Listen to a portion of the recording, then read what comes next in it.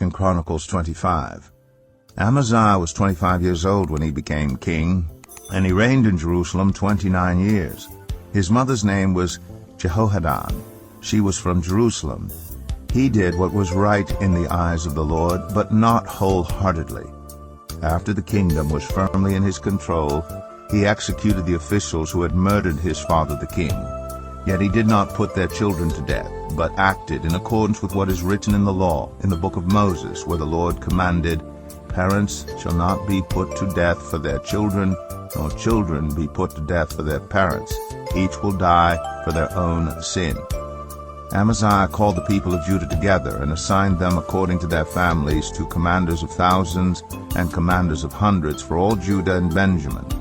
He then mustered those 20 years old or more and found that there were 300,000 men fit for military service, able to handle the spear and shield. He also hired 100,000 fighting men from Israel for 100 talents of silver. But a man of God came to him and said, "Your Majesty, these troops from Israel must not march with you, for the Lord is not with Israel, not with any of the people of Ephraim.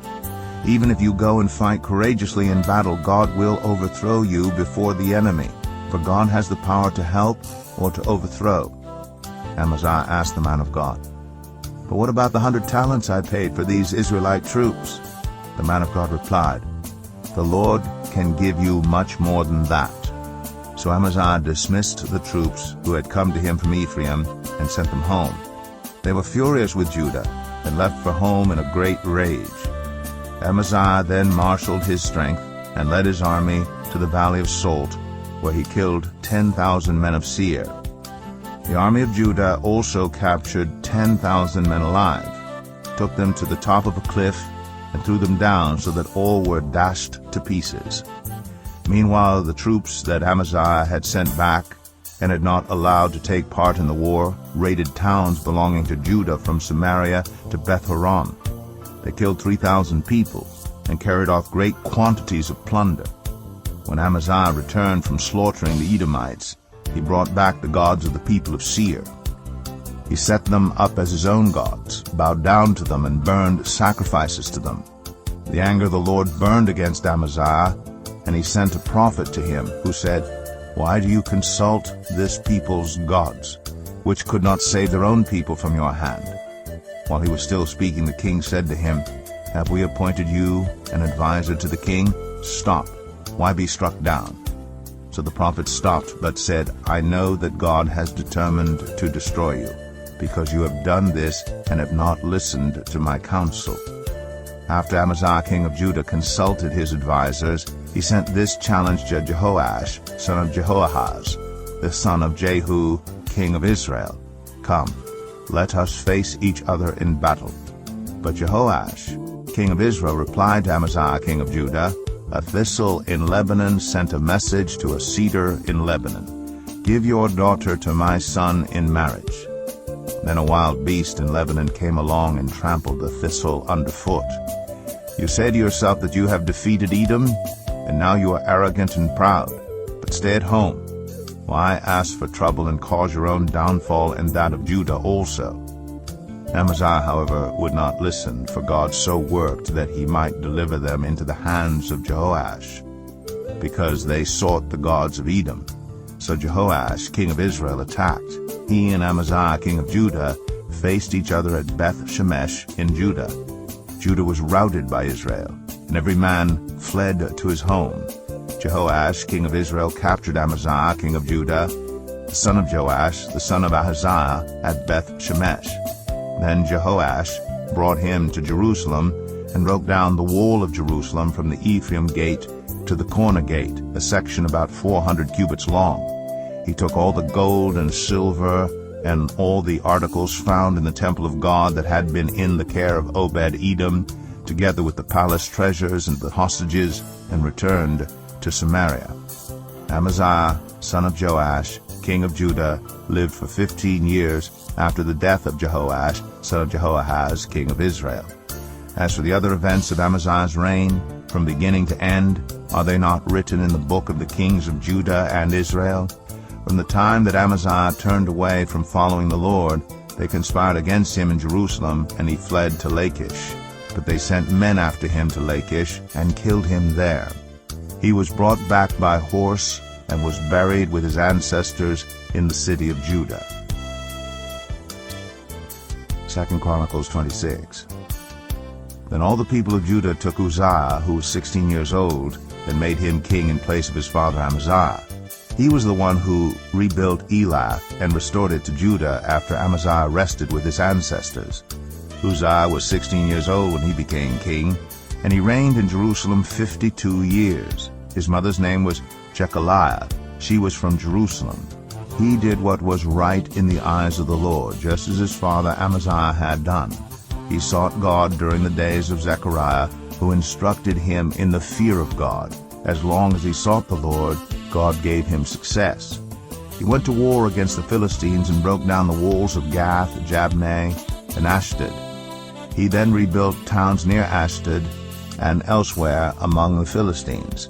God helped him against the Philistines and against the Arabs who lived in Gur-Baal and against the Meunites. The Ammonites brought tribute to Uzziah, and his fame spread as far as the border of Egypt because he had become very powerful. Uzziah built towers in Jerusalem at the corner gate, at the valley gate, and at the angle of the wall, and he fortified them. He also built towers in the wilderness and dug many cisterns because he had much livestock in the foothills and in the plain. He had people working his fields and vineyards in the hills and in the fertile lands, for he loved the soil. Uzziah had a well-trained army, ready to go out by divisions according to their numbers, as mustered by Jael the secretary, and Maaseiah the officer under the direction of Hananiah, one of the royal officials. The total number of family leaders over the fighting men was 2,600. Under their command was an army of 307,500 men trained for war, a powerful force to support the king against his enemies. Uzziah provided shields, spears, helmets, coats of armor, bows, and sling stones for the entire army. In Jerusalem he made devices invented for use on the towers and on the corner defenses so that soldiers could shoot arrows and hurl large stones from the walls. His fame spread far and wide, for he was greatly helped until he became powerful. But after Uzziah became powerful, his pride led to his downfall. He was unfaithful to the Lord his God, and entered the temple of the Lord to burn incense on the altar of incense. Azariah the priest with 80 other courageous priests of the Lord followed him in. They confronted King Uzziah and said, "It is not right for you, Uzziah, to burn incense to the Lord. That is for the priests, the descendants of Aaron, who have been consecrated to burn incense. Leave the sanctuary, for you have been unfaithful, and you will not be honored by the Lord God." Uzziah, who had a censer in his hand ready to burn incense, became angry. While he was raging at the priests in their presence before the incense altar in the Lord's temple, leprosy broke out on his forehead. When Azariah the chief priest and all the other priests looked at him, they saw that he had leprosy on his forehead. So they hurried him out. Indeed, he himself was eager to leave because the Lord had afflicted him. King Uzziah had leprosy until the day he died. He lived in a separate house, leprous, and banned from the temple of the Lord. Jotham his son had charge of the palace and governed the people of the land. The other events of Uzziah's reign, from beginning to end, are recorded by the prophet Isaiah, son of Amoz. Uzziah rested with his ancestors and was buried near them in a cemetery that belonged to the kings, for people said he had leprosy, and Jotham his son succeeded him as king. 2 Chronicles 27. And Jotham was 25 years old when he became king, and he reigned in Jerusalem 16 years. His mother's name was Jerusha, daughter of Zadok. He did what was right in the eyes of the Lord, just as his father Uzziah had done. But unlike him, he did not enter the temple of the Lord. The people, however, continued their corrupt practices. Jotham rebuilt the upper gate of the temple of the Lord and did extensive work on the wall at the hill of Ophel. He built towns in the hill country of Judah and forts and towers in the wooded areas. Jotham waged war against the king of the Ammonites and conquered them.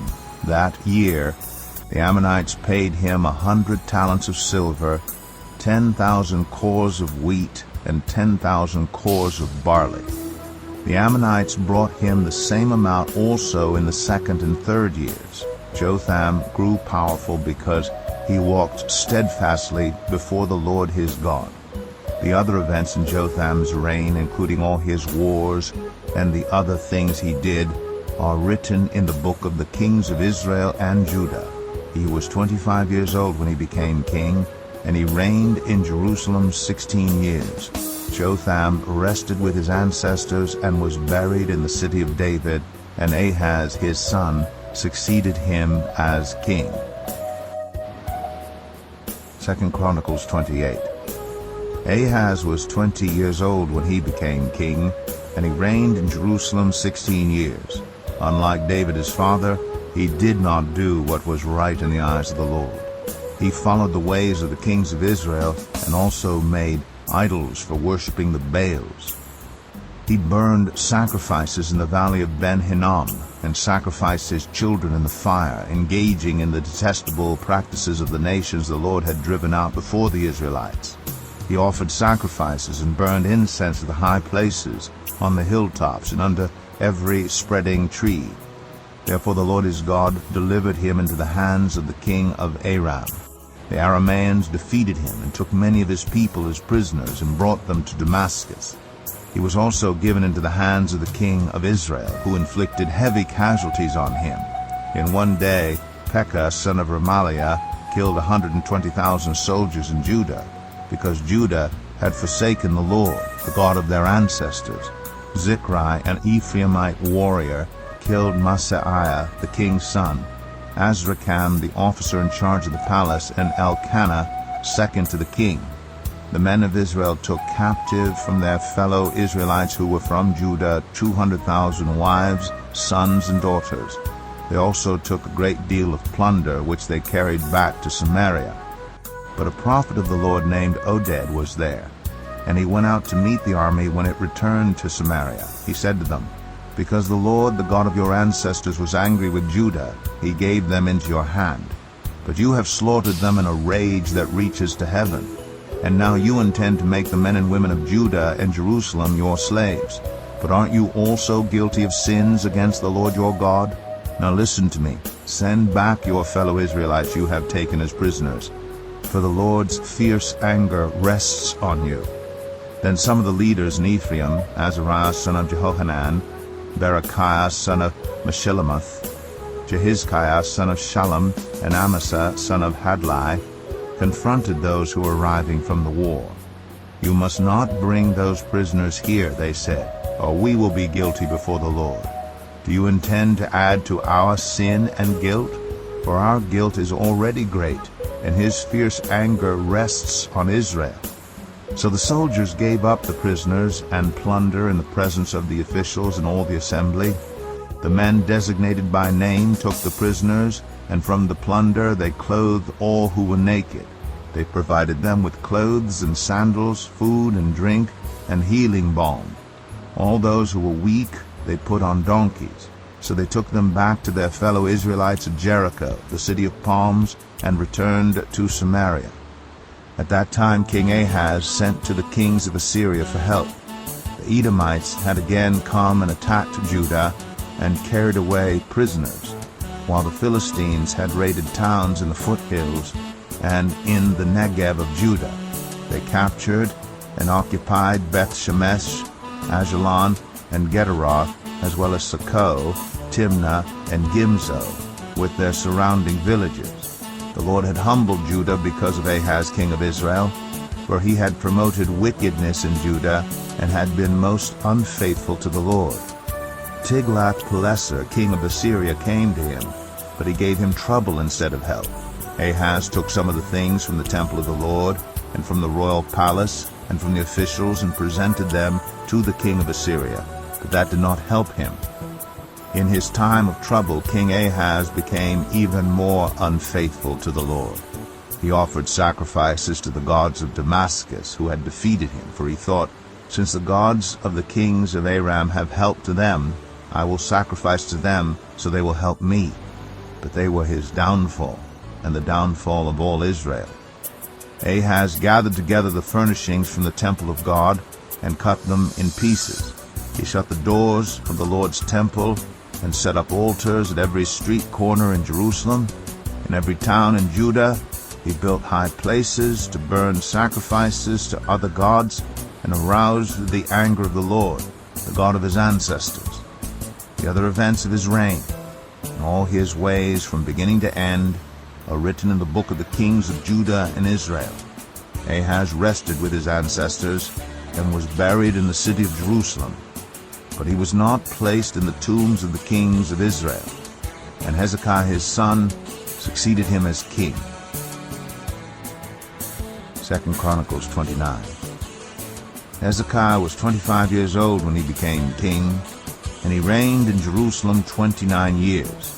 His mother's name was Abijah, daughter of Zechariah. He did what was right in the eyes of the Lord, just as his father David had done. In the first month of the first year of his reign, he opened the doors of the temple of the Lord and repaired them. He brought in the priests and the Levites, assembled them in the square on the east side, and said, "Listen to me, Levites. Consecrate yourselves now, and consecrate the temple of the Lord, the God of your ancestors. Remove all defilement from the sanctuary.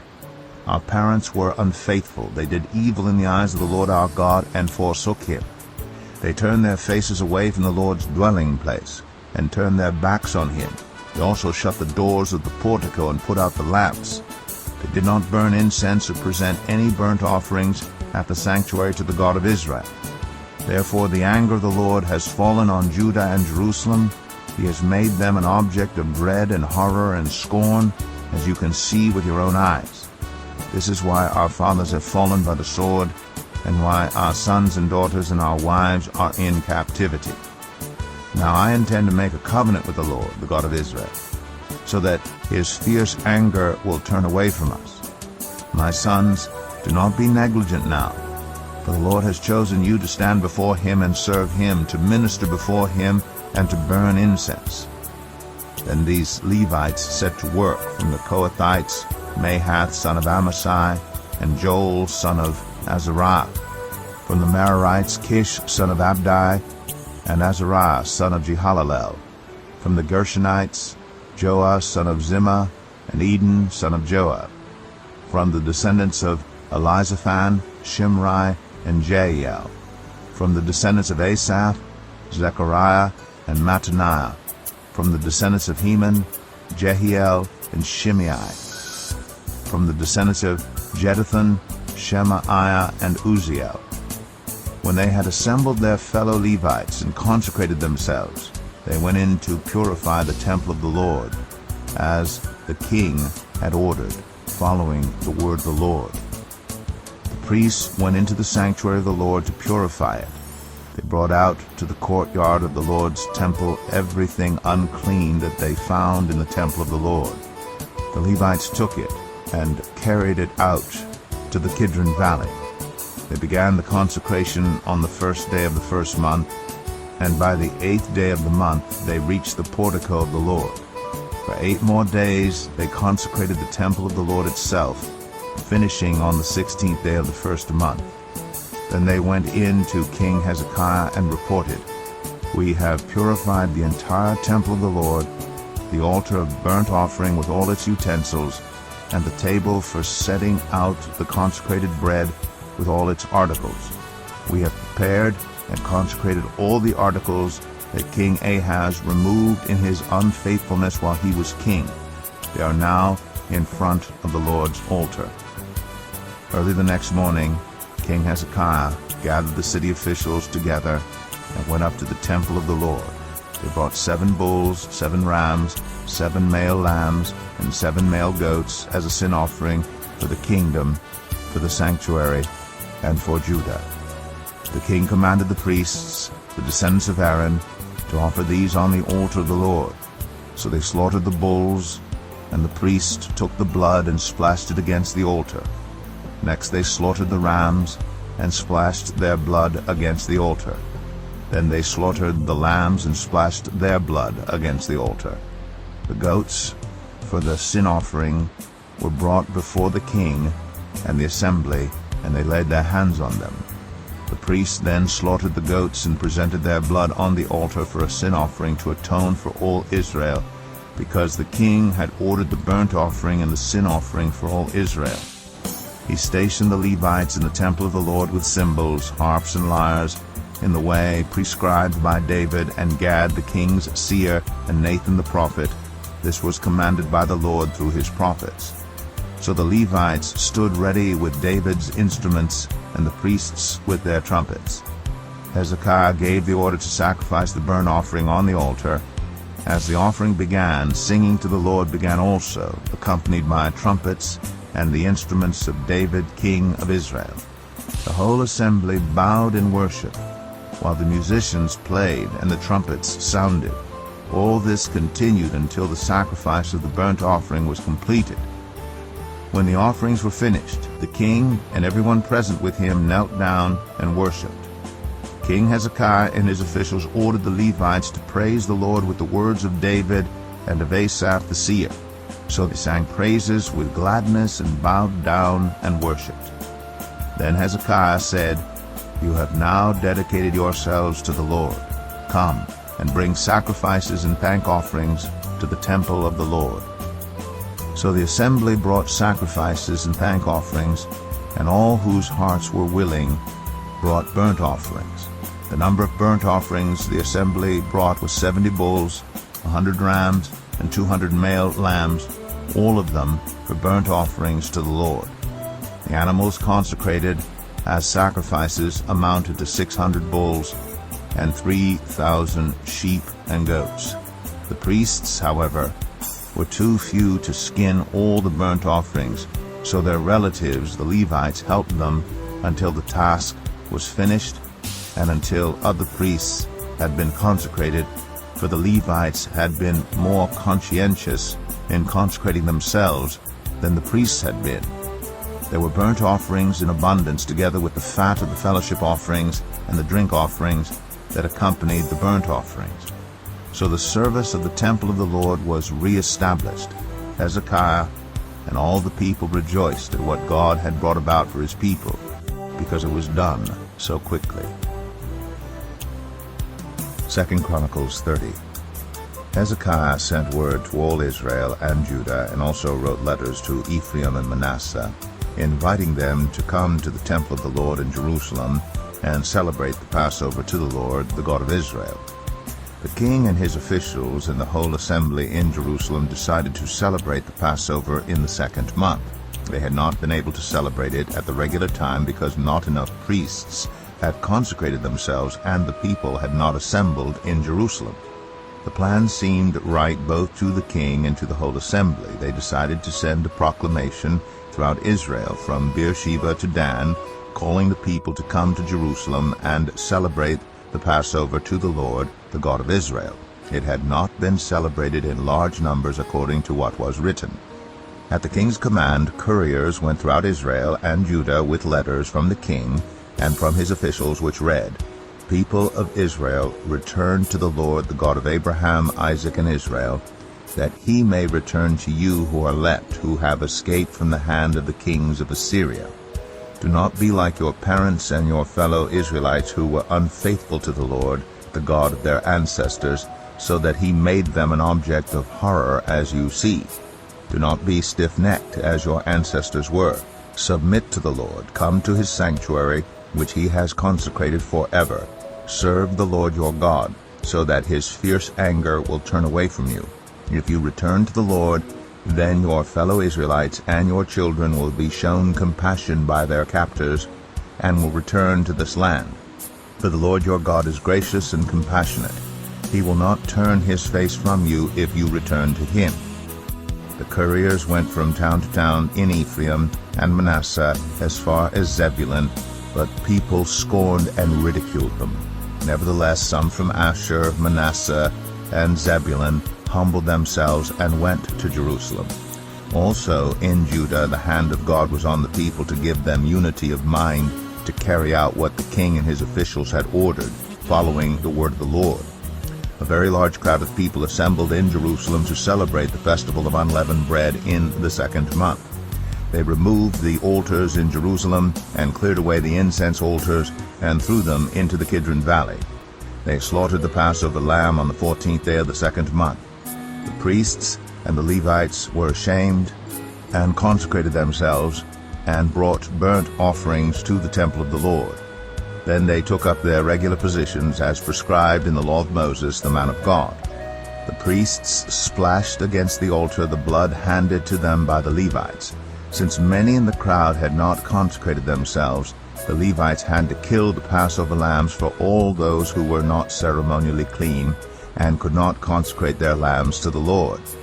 Although most of the many people who came from Ephraim, Manasseh, Issachar, and Zebulun had not purified themselves, yet they ate the Passover contrary to what was written. But Hezekiah prayed for them, saying, "May the Lord, who is good, pardon everyone who sets their heart on seeking God, the Lord, the God of their ancestors, even if they are not clean according to the rules of the sanctuary." And the Lord heard Hezekiah and healed the people. The Israelites who were present in Jerusalem celebrated the festival of unleavened bread for 7 days with great rejoicing, while the Levites and priests praised the Lord every day with resounding instruments dedicated to the Lord. Hezekiah spoke encouragingly to all the Levites, who showed good understanding of the service of the Lord. For the 7 days they ate their assigned portion and offered fellowship offerings and praised the Lord, the God of their ancestors.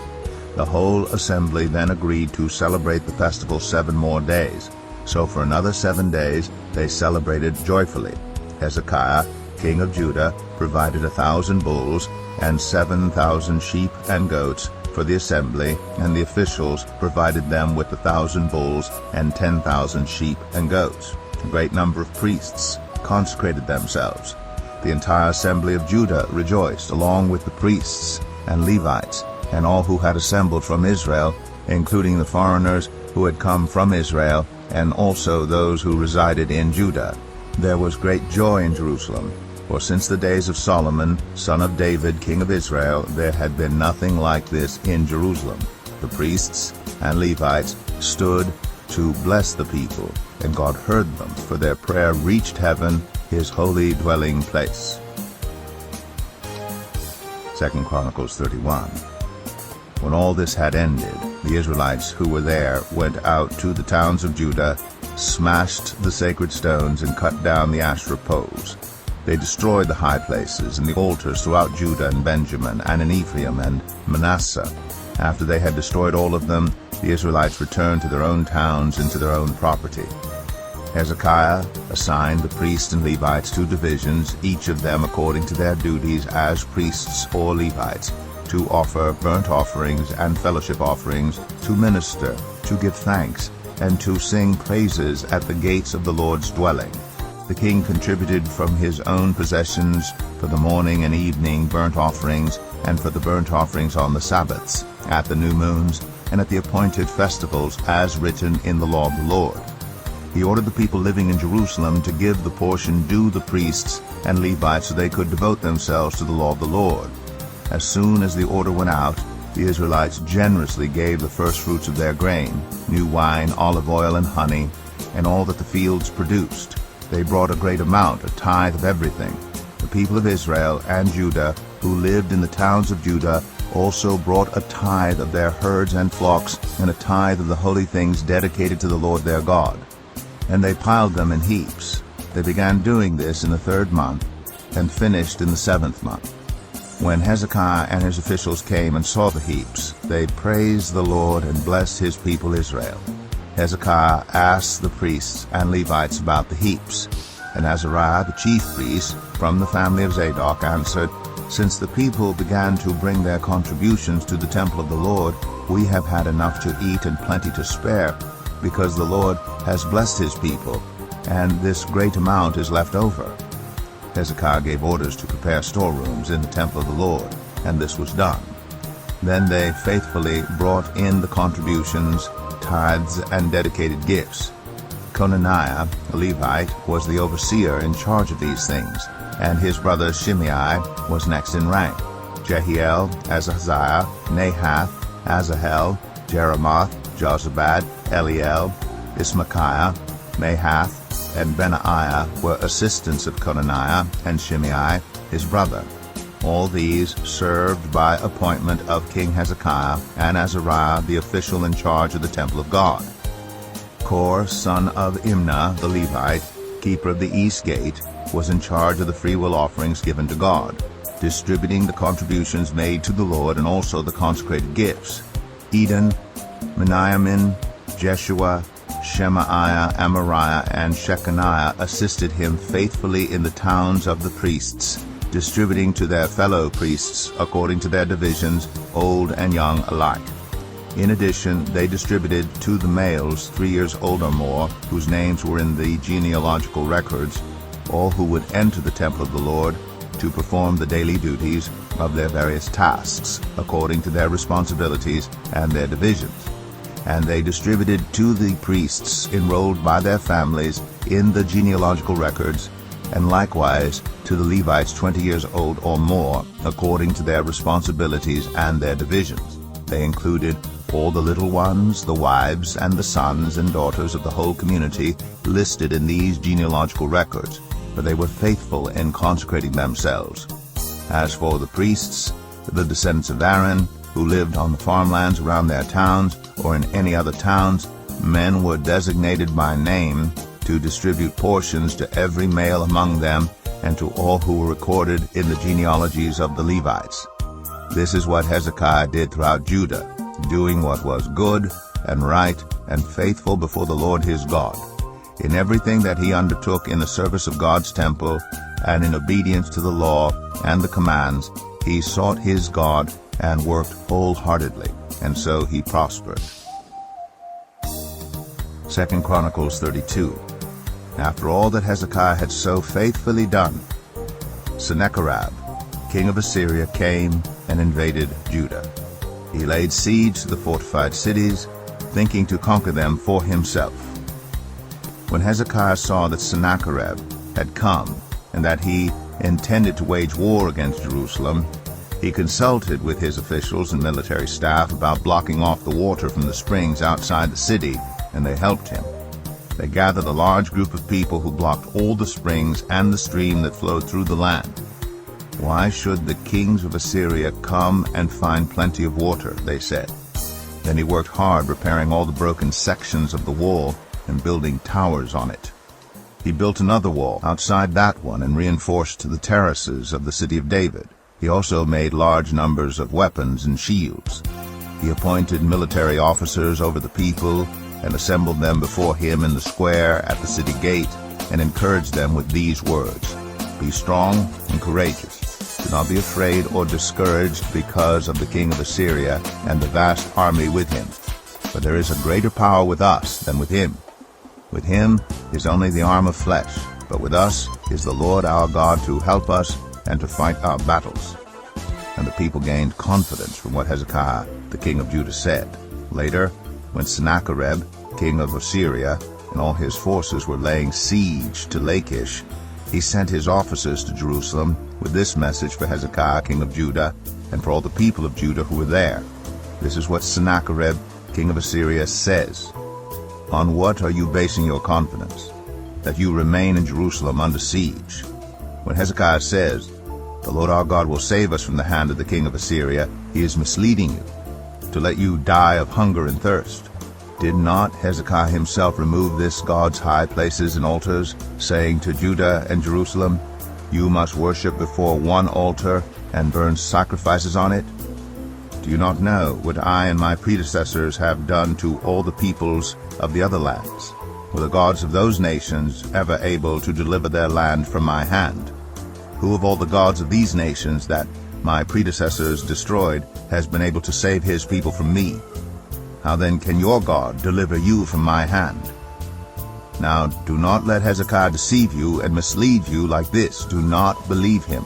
For no God of any nation or kingdom has been able to deliver his people from my hand or the hand of my predecessors.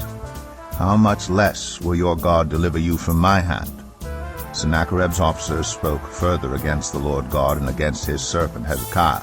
The king also wrote letters ridiculing the Lord, the God of Israel, and saying this against him: "Just as the gods of the peoples of the other lands did not rescue their people from my hand, so the God of Hezekiah will not rescue his people from my hand." Then they called out in Hebrew to the people of Jerusalem who were on the wall to terrify them and make them afraid in order to capture the city. They spoke about the God of Jerusalem as they did about the gods of the other peoples of the world, the work of human hands.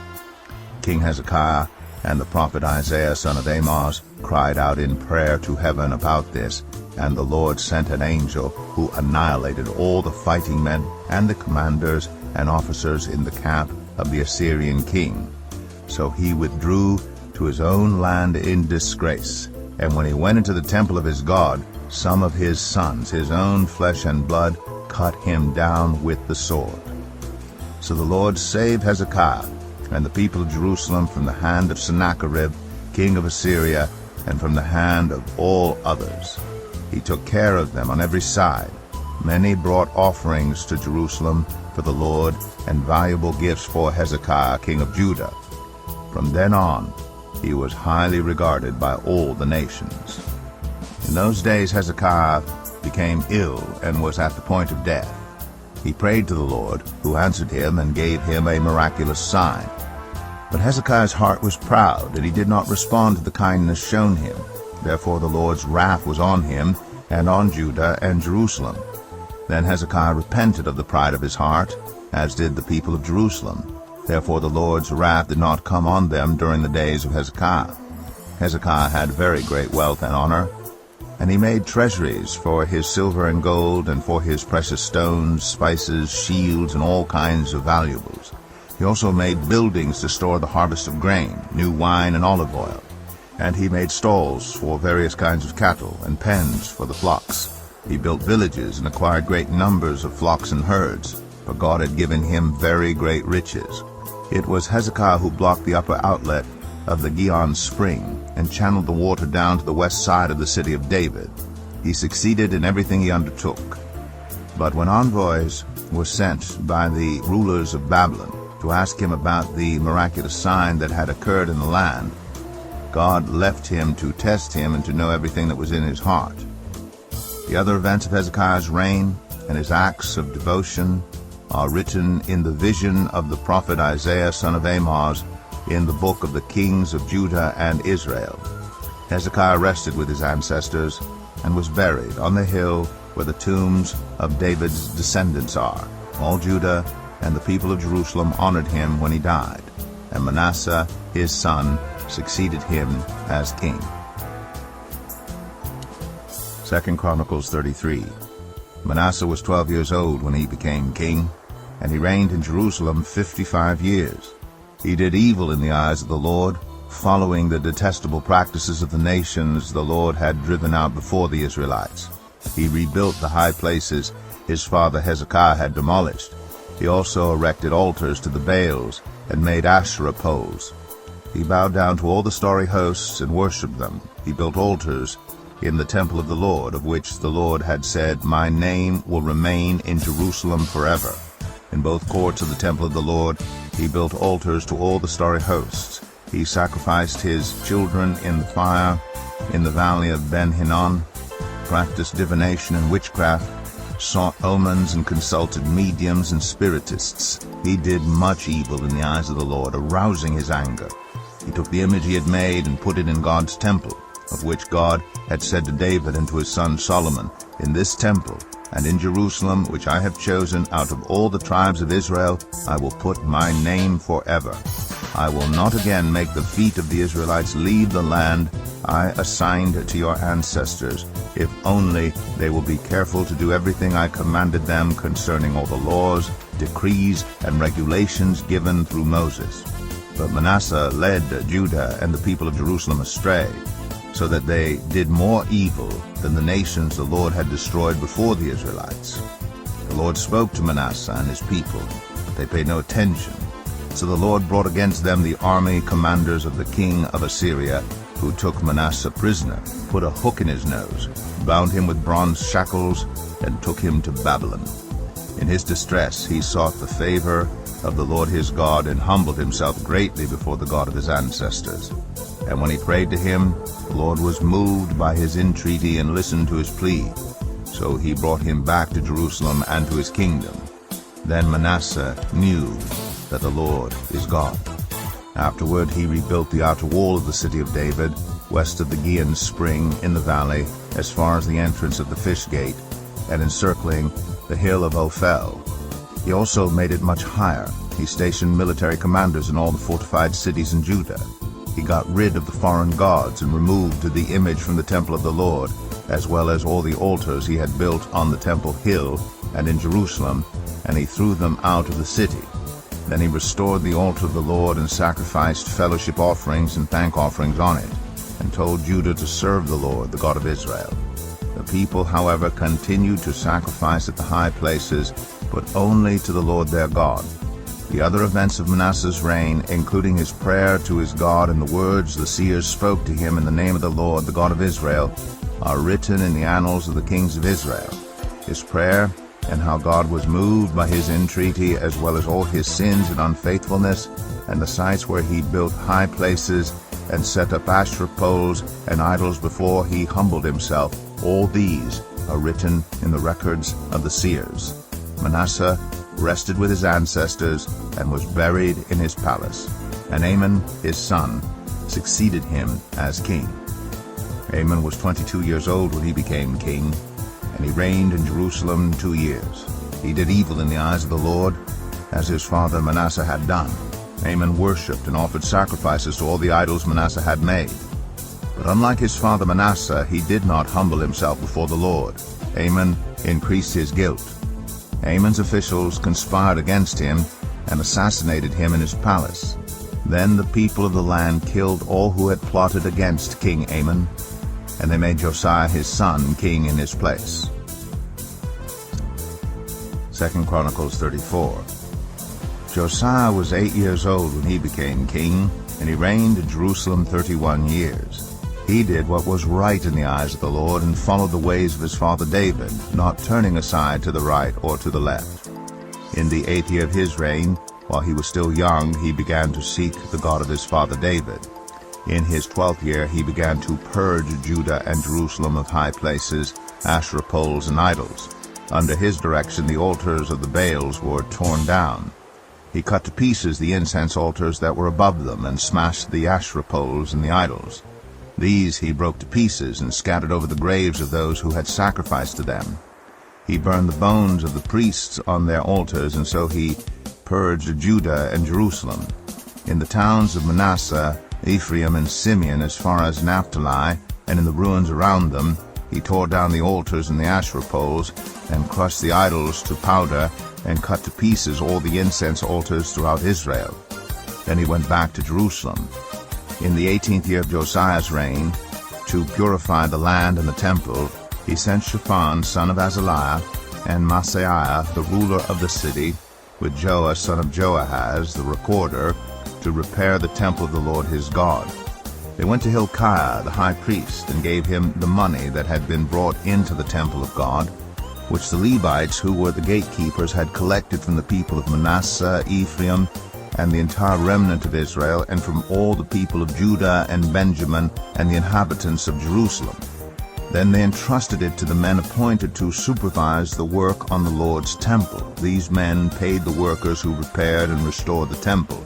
They also gave money to the carpenters and builders to purchase dressed stone and timber for joists and beams for the buildings that the kings of Judah had allowed to fall into ruin.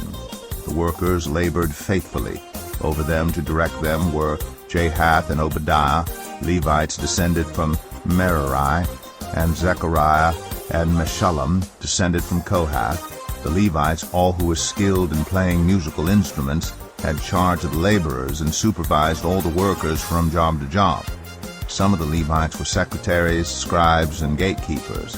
While they were bringing out the money that had been taken into the temple of the Lord, Hilkiah the priest found the book of the law of the Lord that had been given through Moses. Hilkiah said to Shaphan the secretary, "I have found the book of the law in the temple of the Lord." He gave it to Shaphan. Then Shaphan took the book to the king and reported to him, "Your officials are doing everything that has been committed to them.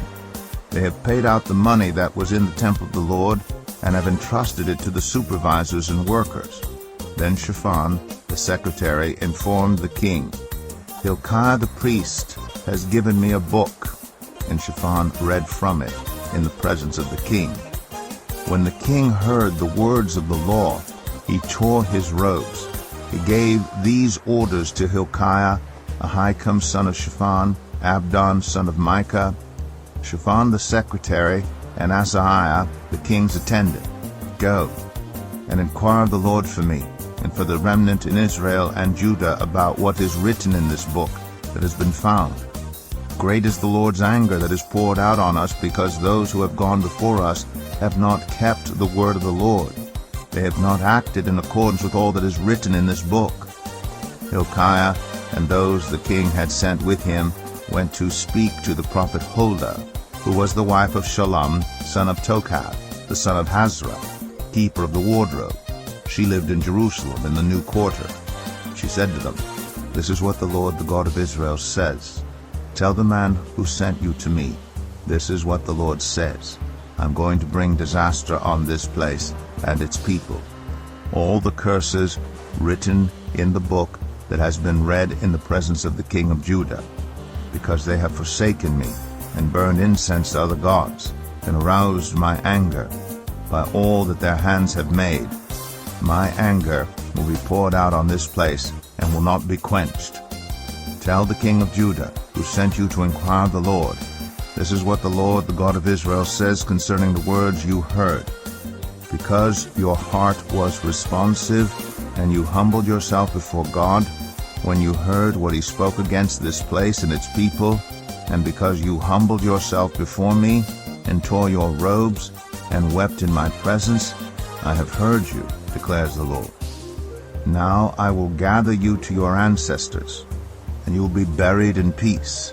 Your eyes will not see all the disaster I'm going to bring on this place and on those who live here." So they took her answer back to the king. Then the king called together all the elders of Judah and Jerusalem. He went up to the temple of the Lord with the people of Judah, the inhabitants of Jerusalem, the priests and the Levites, all the people from the least to the greatest. He read in their hearing all the words of the book of the covenant which had been found in the temple of the Lord. The king stood by his pillar and renewed the covenant in the presence of the Lord, to follow the Lord and keep his commands, statutes, and decrees with all his heart and all his soul, and to obey the words of the covenant written in this book. Then he had everyone in Jerusalem and Benjamin pledge themselves to it. The people of Jerusalem did this in accordance with the covenant of God, the God of their ancestors. Josiah removed all the detestable idols from all the territory belonging to the Israelites, and he had all who were present in Israel serve the Lord their God as long as he lived. They did not fail to follow the Lord, the God of their ancestors. 2 Chronicles 35. Josiah celebrated the Passover to the Lord in Jerusalem, and the Passover lamb was slaughtered on the 14th day of the first month. He appointed the priests to their duties and encouraged them in the service of the Lord's temple. He said to the Levites, who instructed all Israel and who had been consecrated to the Lord, "Put the sacred ark in the temple that Solomon son of David, king of Israel, built. It is not to be carried about on your shoulders. Now serve the Lord your God and his people Israel. Prepare yourselves by families in your divisions, according to the instructions written by David, king of Israel, and by his son Solomon. Stand in the holy place with a group of Levites for each subdivision of the families of your fellow Israelites, the lay people. Slaughter the Passover lambs, consecrate yourselves, and prepare the lambs for your fellow Israelites, doing what the Lord commanded through Moses." Josiah provided for all the lay people who were there a total of 30,000 lambs and goats for the Passover offerings, and also 3,000 cattle, all from the king's own possessions. His officials also contributed voluntarily to the people and the priests and Levites. Hilkiah, Zechariah, and Jehiel, the officials in charge of God's temple, gave the priests 2,600 Passover offerings and 300 cattle.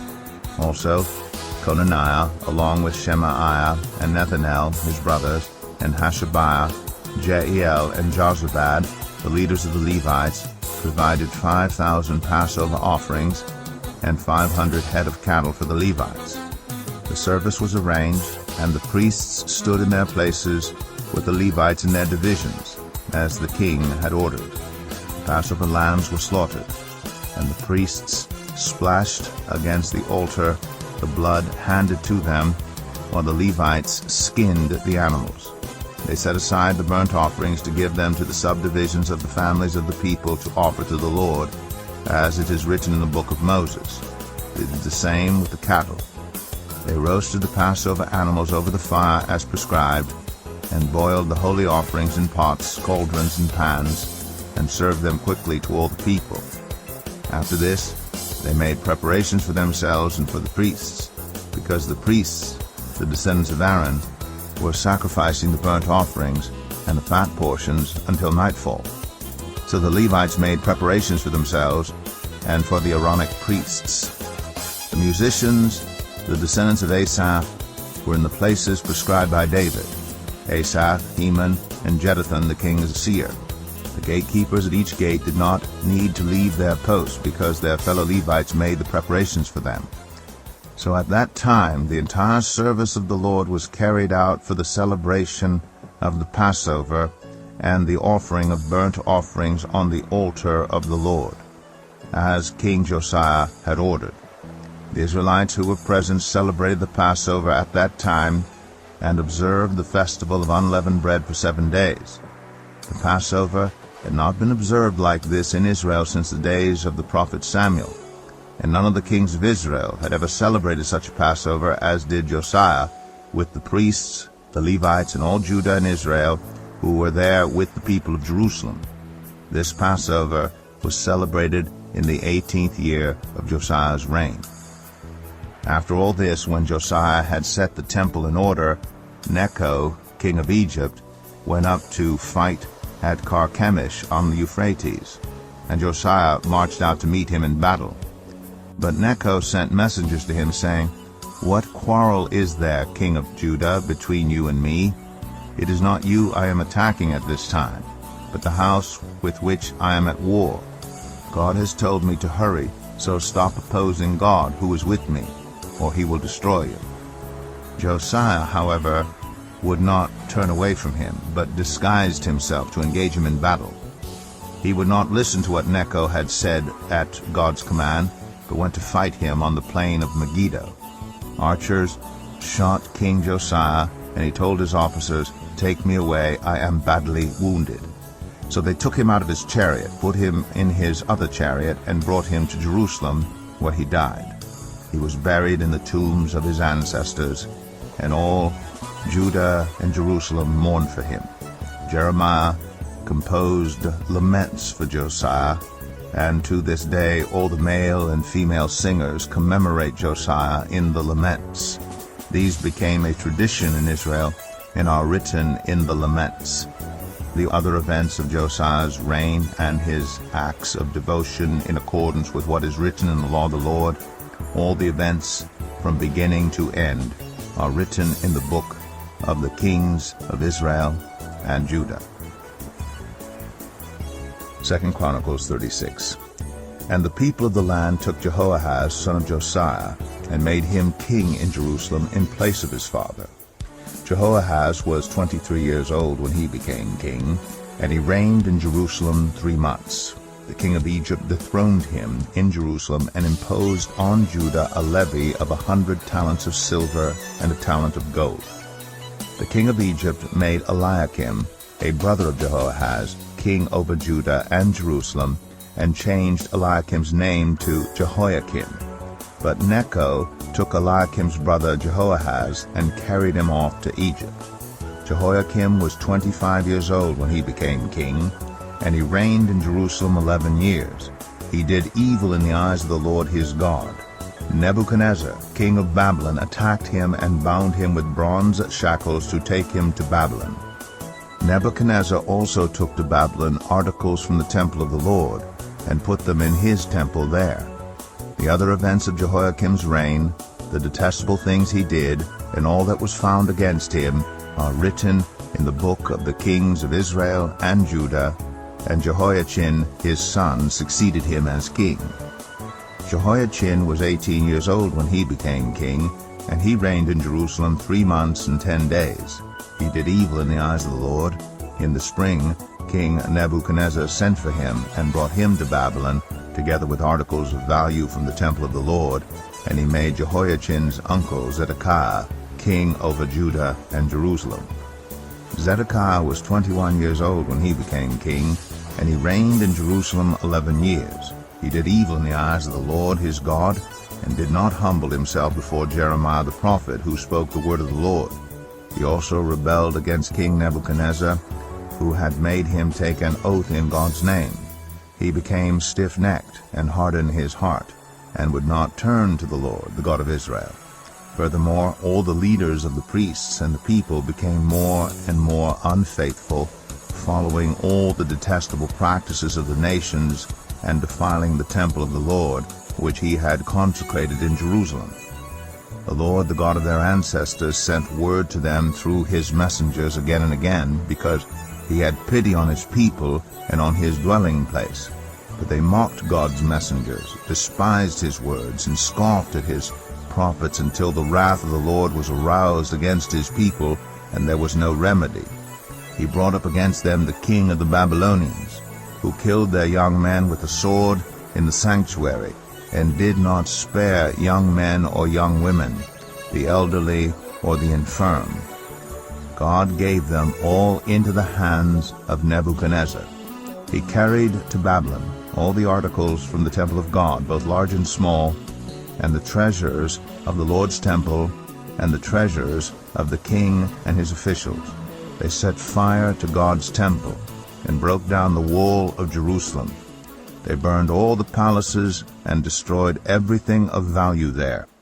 He carried into exile to Babylon the remnant who escaped from the sword, and they became servants to him and his successors until the kingdom of Persia came to power. The land enjoyed its Sabbath rests. All the time of its desolation it rested, until the 70 years were completed in fulfillment of the word of the Lord spoken by Jeremiah. In the first year of Cyrus, king of Persia, in order to fulfill the word of the Lord spoken by Jeremiah, the Lord moved the heart of Cyrus, king of Persia, to make a proclamation throughout his realm, and also to put it in writing. This is what Cyrus, king of Persia, says: "The Lord, the God of heaven, has given me all the kingdoms of the earth, and he has appointed me to build a temple for him at Jerusalem in Judah. Any of his people among you may go up, and may the Lord their God be with them."